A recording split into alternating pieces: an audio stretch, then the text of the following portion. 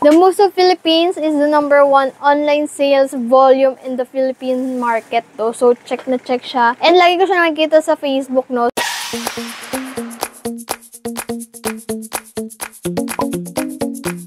So, hi guys! Welcome back to my channel. It's me again, Jom. And kung hindi ka pa nakasubscribe sa channel ko, subscribe ka na and click notification bell sa baba para ma-notify ka every upload ko ng video. So, for today's video, no, alam ko naman na mabasa nyo na sa title and sa thumbnail ko na bang gagawin natin ngayon, no? So, guys, eto na. Nung last time is meron tayong monitor, soundbar, mga speakers, and ngayon is ergonomic chair from Muso Philippines, no? So, thank you so much, Muso Philippines, for sending me this product. Sobrang mabubudol kayo dito. Lalo na sa mga mahilig or full day lagi na nakaupo sa harap ng computer, no? And guys, andito sa harapan ko yung Muso office chair. Hindi ko na papatagalin to, guys. Ayusin na natin kasi medyo matagal-tagal to dahil sobrang laki niya. And ayun na nga, guys, no, medyo nahirapan tayo maghanap ng pwesto kung saan ko siya ipapwesto kasi nga sobrang laki. Kung nababasa niyo sa title, this is the Muso E600 SE ergonomic chair. At ayun na nga, guys, ang kulay nito is color pink kasi meron siyang tatlong color which is yung gray, green, and itong pink, no. Naririnig nyo na naman yung ibon namin. Kapag nagbablog talaga ako, lagi sila sumasabi. So, pag open natin, guys, maganda naman yung packaging nila kasi mga naka-bubble wrap and naka-karton pa. So, ito naman yung una nating makikita is yung armrest. Ayan. Next naman is another side ng armrest. Ayan.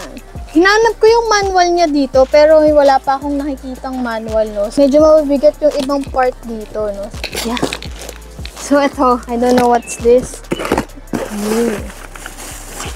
So, meron ganito, guys. May tools ka na nagagamitin. I think ito yung parts, no? Ito yung lumbar support. Ito is yung plastic cover. Ito naman is yung mga gulong.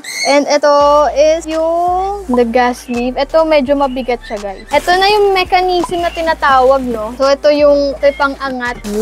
Yan, no? Ito yung back frame. So, ito yung nagpapabigat. Actually, laki niya, guys. Ito yung pinakapaanan siya. Amazing! Parang Patrick Star, no? So, for sure, lalagay muna natin dito yung wheels nila. Ito naman is yung lumbar support. So, yan. Medyo mas malaki siya dun sa nauna kong pinakita sa inyo. Fairness, ang ganda ng pagkaka-pink niya, guys. Yan. Softly, like, ayan. Mesh yung ano niya, design niya. Ito, guys, yung lumbar support. Ito, back support. Kasi mas malaki siya. Whoa! It's so big. Sa likod siya, no? So, sobrang nice kasi medyo masakit na sa likod yung, ano ko, makong upuan. Ito is yung seat cushion. Cushion! Ooh! This is so big! Ang laki nga! Hindi ko in-expect. Ito na yung pinakaupuan niya. Sobrang solid. I think wala na. So, ilagay ko lahat muna ng mga karton na nandito. Plastic. And all. So, una, dito tayo sa base na part. Gagawin natin is lalagay natin yung mga wheels. Wheels on the bus. Go round and round. Ganda. Hindi ko na-expect na ganun siya kalaki. Nakita ko naman na yung iba. Kailangan na talaga siya i-push dito sa may sahig ko siya ipupush. Ayan, guys. Ngayon, lalagay na natin yung wheels dito. Medyo mabigat yung pinaka-base, no? So, that's good. Kasi para alam mong quality yung mismong ergonomic chair, no? And then ito, yung gas lifter is papasok lang siya dito.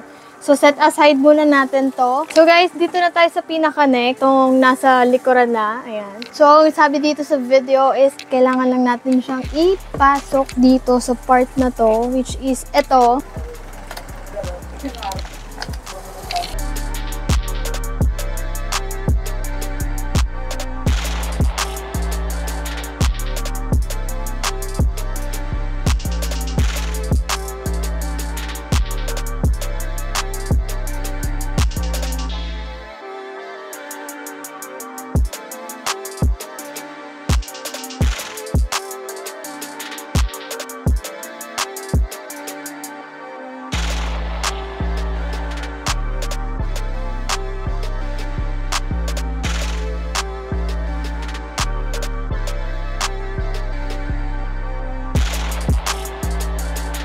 Lucky.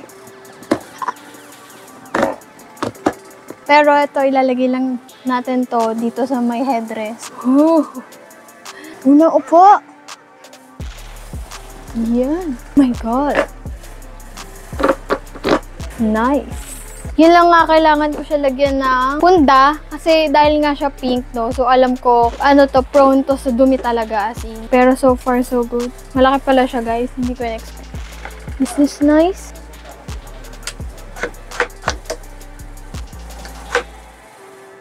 Ito yung natin yung pinakataas ko, guys. Taas niya. Kita niyo to? Pwede siya yung ganun. Tapos, natataas na siya. Natataas and nabababa. Tapos, hindi lang yan. Nagaganto rin siya. So, yeah. Amazing! So, kung makikita niyo to. Oh my God! Ano? Sarap. Sarap na ito. Yan. Tapos ito, naaangat siya. Nafe-feel ko kasi ayan bumababa, tapos umaangat. So, good to good siya sa likuran. Gusto mo mag-chill, gusto mong humiga muna for a while. Ayan. Check the check. Grabe, ito talaga yung pinaka-betan ko sa kalahat. So, sobrang sarap dito sa likuran. Yung, pag maghapon ka na kaya. Ito yung sa back support talaga yung pinakahabol ko dito and sobrang nice niya. May adjustment pa siya, guys. And then ito yung nasa uluhan.